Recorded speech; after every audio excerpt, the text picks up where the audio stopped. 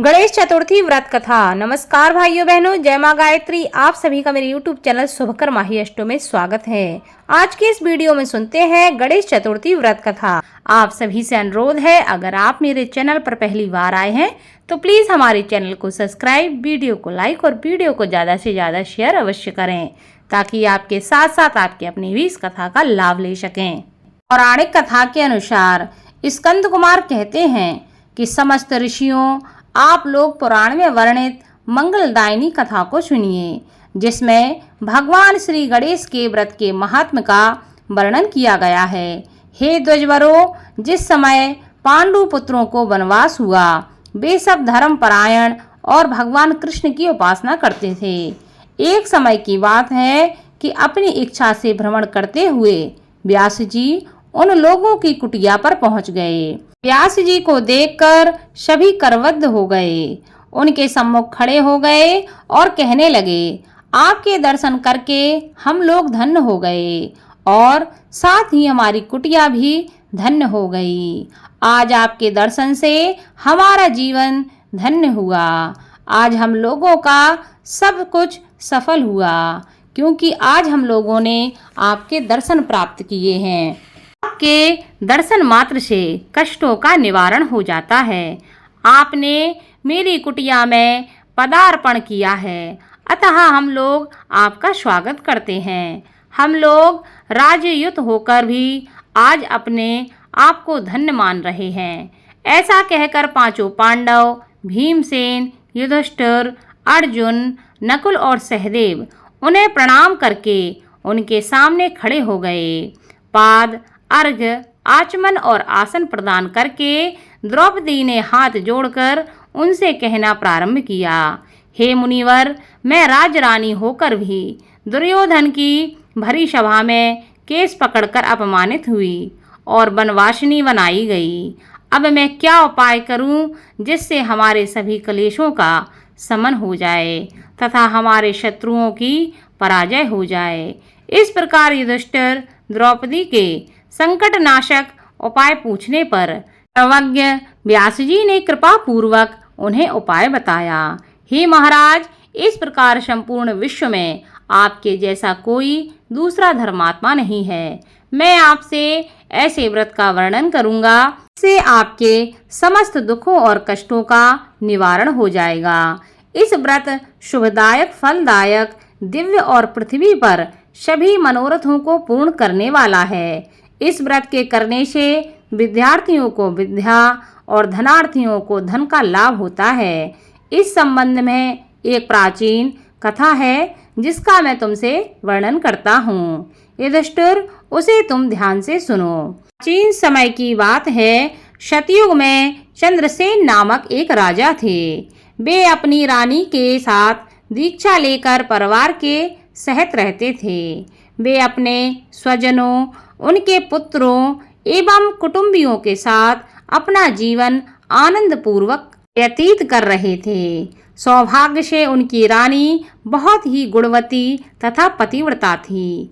हे राजन, युधिष्ठिर उनका नाम रत्नावली था। वह पतिव्रत का पालन करने वाली थी। स्कंद जी कहते हैं कि हे मुनिवरों, राजा और रानी में परस्पर बहुत प्रेम था। एक समय दैव योग से शत्रुओं ने उनके राज्य को हस्तगत कर लिया। शत्रुओं ने राजा के कोष पर अधिकार करने के साथ ही सेना पर भी अपना आधिपत्य जमा लिया। राजा का साथ अपने भाई बंधुओं से छूट गया। राजा भ्रष्ट होकर राजा अपनी रानी रत्नावली के साथ वन में चले गए। एक ही वस्त्र में लिपटे वे दंपत्ति भूख प्यास से विकल हो गए। हे युधिष्ठिर, रानी रत्नावली के साथ राजा अकेले वन में भटकने लगे। दोनों भूख प्यास से पीड़ित होकर वन में चलते चलते उन दोनों को सूर्यास्त हो गया। उस भयंकर वन में शेर, बाघ, चकवा, बगुला, कोयल और सारस रहते थे। रानी के पैर में कांटा चुभ जाने से राजा को महान कष्ट का अनुभव हुआ। उस वन में घूमते हुए राजा ने प्रातःकाल महर्षि मार्कंडेय को दूर से ही देखा। धीरे धीरे चलकर वहां तक पहुँचे और उन्हें दंडवत प्रणाम किया। उनकी पत्नी ने श्री मुनि को बारंबार प्रणाम किया। वन में विराजमान तपस्वी एवं जितेंद्रिय मुनि मार्कंडेय जी से हाथ जोड़कर राजा ने कहा। राजा ने पूछा कि हे मुनिवर, मैंने पूर्व जन्म में ऐसा कौन सा पाप किया था जिससे मेरी राजलक्ष्मी शत्रुओं द्वारा छीन ली गई है। मार्कंडेय मुनि ने उत्तर दिया कि हे राजन, आप अपने पूर्व जन्म के वृतांत को सुनिए, मैं आपको बतला रहा हूँ। एक बार आखेट यानी कि शिकार के लिए आप गहन वन में चले गए। हरिण, चीते, खरगोश का शिकार करते करते उस वन में रात हो गई और अधिक मास की चतुर्थी आ गई। उस वन में आपने एक सुंदर सरोवर देखा और उसके किनारे लाल रंग की साड़ी पहने हुए नाग कन्याओं को देखा। वे सब गणेश जी की पूजा कर रही थीं। यह देखकर आपको बड़ा आश्चर्य हुआ। आपने वहां पहुंचकर बड़ी नम्रता पूर्वक पूछा कि हे स्वर्गगामिनी देवियों, गणेश जी की पूजा कैसे करनी चाहिए? आप लोग मुझे भी इस पूजा के बारे में कृपया करके बताएं। इसका प्रभाव हमें बतलाइए, क्योंकि मैं भी पूजन करना चाहता हूँ। नाग कन्याओं ने उत्तर दिया कि आप गणेश जी की पूजा कीजिए, इससे समस्त सिद्धियां प्राप्त होती हैं और नित्य ही शांति, पुष्टि, सुख और संतान एवं धन में वृद्धि होती है। राजा ने महिलाओं से पूछा कि गणेश जी की पूजा किस महीने में और किस तिथि को करनी चाहिए, इसमें किस वस्तु का दान देना चाहिए, इस पूजन की क्या विधि है? आप लोग कृपया करके मुझे यह सब बताएं। नाग कन्याओं ने उत्तर दिया कि हे राजाधिराज, अधिक मास के कृष्ण पक्ष की चतुर्थी को चंद्रोदय होने पर विधि सहित विघ्न विनाशक गणेश जी की पूजा करनी चाहिए। अपनी सामर्थ्य के अनुसार भक्ति भाव से पूजन करें। गणेश जी को पंचामृत से नहलाकर लाल पुष्प चढ़ावें। गंध, धूप, दीप, नैवेद्य, दूब, 2 वस्त्र, सुगंधित द्रव्य चढ़ावें। घी चीनी से बने हुए 15 लड्डू का भोग बनावें। उसमें से 5 लड्डू गणेश जी को अर्पण करें और 5 ब्राह्मण को दान दे दें। कुंवारी कन्याओं को पहले देकर बाद में स्वयं भोजन ग्रहण करें। गणेश जी की प्रसन्नता के लिए समस्त सामग्री गणेश जी को अर्पित करनी चाहिए। उसके बाद गणेश चतुर्थी की कथा को अवश्य सुनना चाहिए। ऐसा करने से मनुष्य की सभी मनोकामनाएं पूरी होती हैं एवं समस्त सिद्धियों की प्राप्ति होती है। गणेश जी के पूजन की यही विधि है। नाग कन्याओं की बातें सुनकर राजा ने उन्हें बारंबार नमस्कार किया। इस प्रकार राजा ने वहां गणेश जी के व्रत का मन में संकल्प करके सरोवर के तट पर जाकर गणेश जी का ध्यान किया और वहां से चले गए। इसके प्रभाव से गणेश जी आप पर प्रसन्न हो गए और आपको पुत्र, स्त्री, धन धान्य आदि से पूर्ण कर दिया। आपके महल में रत्नों के हार, स्वर्ण, गौ, हाथी एवं घोड़े, धन धान्य की वृद्धि होने लगी। कोई भी अभाव आपके जीवन में ना रहा। लेकिन कुछ दिनों के बाद आप धन को पाकर अपना व्रत भूल गए। इसके अनंतर आप उस जन्म में मृत्यु को प्राप्त हुए। हे राजन, उस जन्म में जो पूजन किया था उसके प्रभाव से आपका जन्म राजवंश में हुआ और सहृदय की मित्रता, सुंदर नारी का समागम एवं सुंदर शरीर की प्राप्ति होने से धन मद में आकर आपने व्रत करना छोड़ दिया, जिसके कारण आपकी ऐसी दुर्गति हुई है। राजा ने पूछा कि हे ब्राह्मण, अब मैं कौन सा काम करूं जिससे वर्तमान संकट से मुक्ति मिल जाए, जिस उपाय से हमारे जीवन के विघ्नों और कलेशों का नाश हो जाए तथा मुझे शांति की प्राप्ति हो। हे मुनिश्रेष्ठ, कृपया करके मुझे उपाय बताएं। मार्कंडेय मुनि ने कहा कि हे महाराज, पूर्वोक्त रीति से आप गणेश जी की पूजा कीजिए और संकटनाशन गणेश जी के व्रत को कीजिए।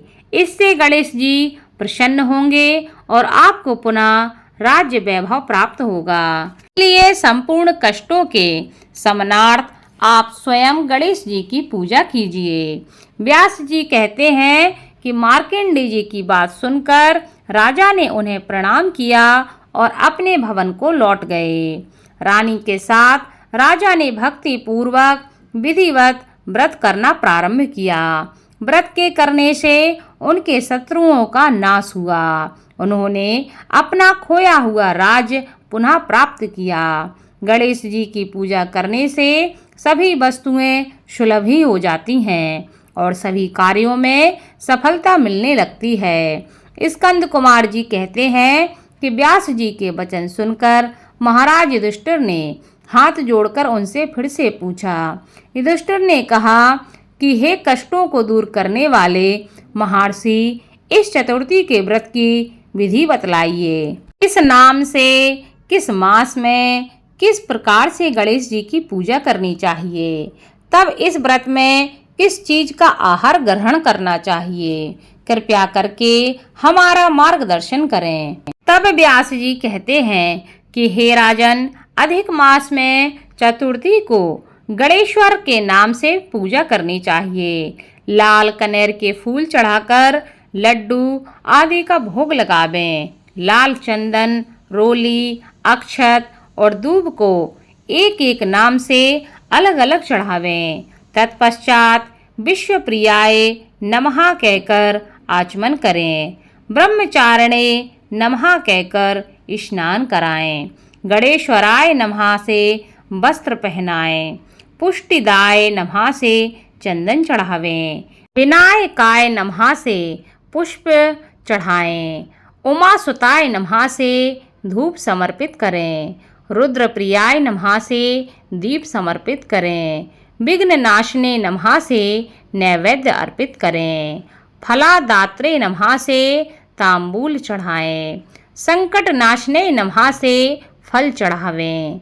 इसके बाद विघ्न विनाशक गणेश जी से प्रार्थना करें कि हे सुंदर मुख वाले गणेश जी, मैं भव बाधा से ग्रस्त एवं भय से पीड़ित और कलुषों से संतप्त हूँ। आप मेरे ऊपर प्रसन्न होइए।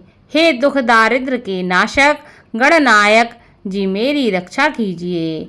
हे विघ्नों के विनाशक, आपको बारंबार प्रणाम है। उसके बाद इस मंत्र से पुष्पांजलि देकर चंद्रमा को अर्घ देवें। हे क्षीर सागर ग्रह संभूत, हे द्विजराज, हे षोडश कलाओं के अधिपति, शंख में सफेद फूल, चंदन, जल, अक्षत और दक्षिणा लेकर हे रोहिणी सहित चंद्रमा, आप मेरे अर्घ को स्वीकार करें। मैं आपको प्रणाम करता हूँ। उसके बाद ब्राह्मण को भोजन करावें, लड्डू और दक्षिणा दें। देवता तथा ब्राह्मण से आशीर्वाद ग्रहण करें। अन्य द्वारा स्वयं आहार ग्रहण करें। रात्रि में भूमि पर शयन करें। लालच विहीन होकर क्रोध से दूर रहें। हर महीने गणेश जी की प्रसन्नता के लिए निम्न व्रत करें। इसके प्रभाव से विद्यार्थियों को विद्या, धनार्थियों को धन प्राप्ति होती है एवं कुमारी कन्याओं को सुशील वर की प्राप्ति होती है। और सौभाग्यवती रहने वाली महिलाओं अगर यह व्रत करती हैं तो दीर्घ काल तक पति का सुख भोगती हैं। विधवा रहकर व्रत करने पर अगले जन्म में वह हमेशा सधवा होती हैं एवं ऐश्वर्यशालिनी बनकर पुत्र पौत्र आदि का सुख भोगती हैं और अंत में मोक्ष को प्राप्त करती हैं। पुत्रेक्षु को पुत्र लाभ एवं रोगी को रोग निवारण मिलता है। भयभीत व्यक्ति भय से रहित हो जाता है एवं बंधन में पड़ा हुआ व्यक्ति बंधन से मुक्त हो जाता है। व्यास जी कहते हैं कि हे राजन, इस प्रकार आप भी इस व्रत को कीजिए। इस संकट नाशक चतुर्थी व्रत करने से आप गणेश जी की कृपा से अपने राज्य को पुनः प्राप्त कर लेंगे।